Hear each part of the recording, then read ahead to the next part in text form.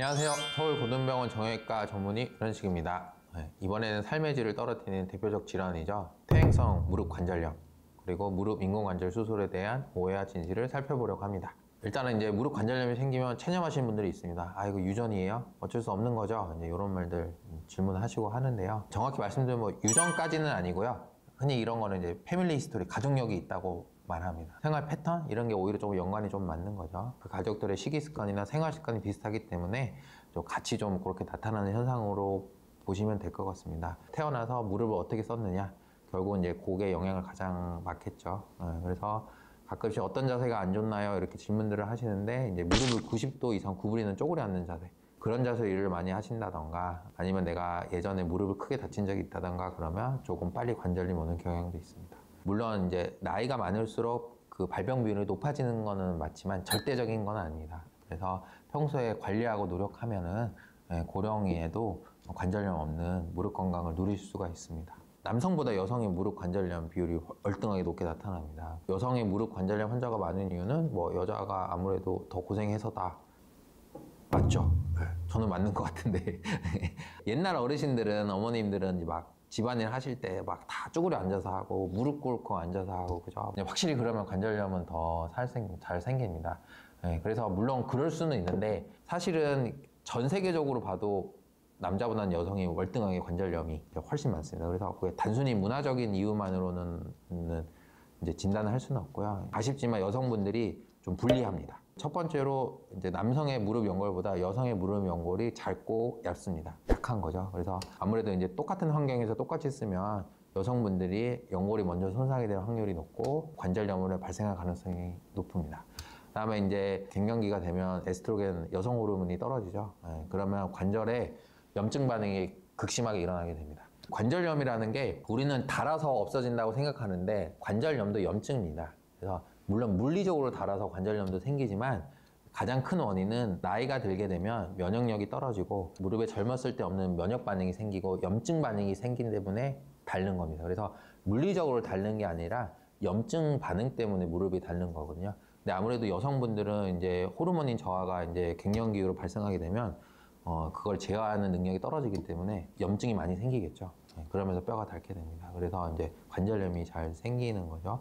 그 다음에 이제 여성분들이 남성에 비해서 아무래도 더 유연합니다. 어떨 때는 좋은 건데, 아무래도 관절은 특정 각도 이상 더 밀리거나 더 꺾이게 되면 아무래도 관절 내에 더 부담이 가게 됩니다.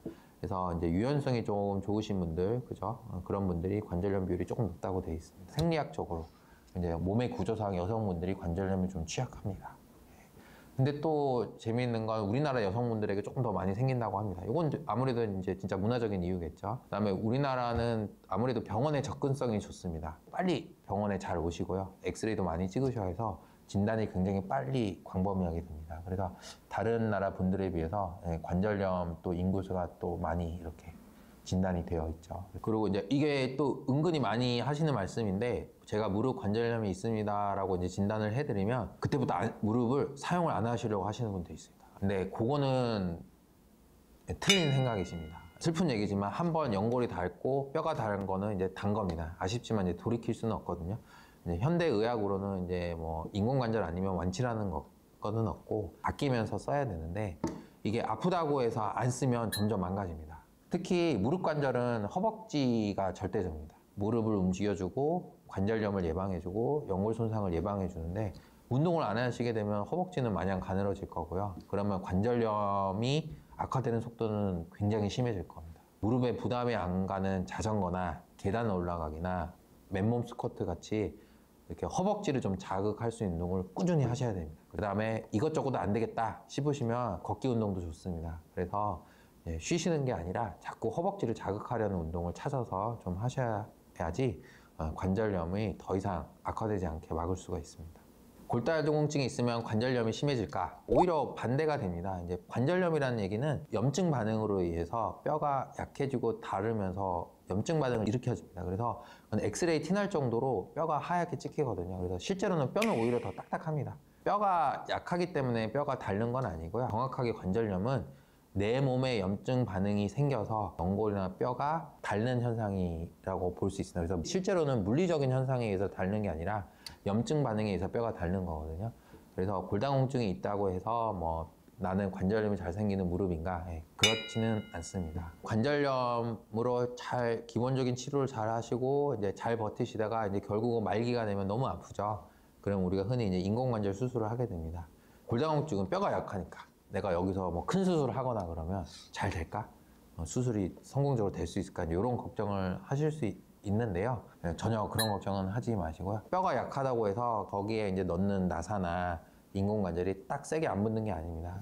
평균 이상으로 골다공증이 정말 굉장히 심하신 분들이 가끔 가다가 있습니다. 그런 분들은 물론 이제 수술을 할 때 문제가 생길까 봐 의사들이 조금 신경을 쓰지만 그게 이제 인공관절 수술의 뭐 성공을 좌우할 정도는 아닙니다. 당연히 이제 고령이신 분들이 인공관절을 하게 되고 인공관절 하기 전에는 대부분은 기본적으로 골다공증 검사를 하게 되고요. 그 수치에 따라서 이제 의사들이 좀 신경을 쓰기 때문에 거기까지는 좀 걱정을 안 하시게 되고요. 예전에는 이제 의사가 자를 재가면서 눈으로 보면서 절개를 했다면 요즘은 옆에서 로봇이 그 몇 미리 단위로 심지어는 0. 몇 미리 단위로 컴퓨터로 이렇게 레이저로 측정을 하면서 이 수치를 지속적으로 알려줍니다. 그래서 의사들이 그 수치를 참고를 하면서 굉장히 최소 절개로 필요한 만큼 뼈를 절개할 수 있게 됐습니다. 그래서 로봇의 도움을 받아서 굉장히 정교하게 뼈를 깠기 때문에 골다공증이 좀 심하더라도 문제가 일으키는 경우는 거의 없습니다. 그래서 골다공증이 좀 있다고 해서 뭐 각종 수술을 받거나 하는데 이렇게 겁을 내시거나 걱정을 하실 필요는 없겠습니다.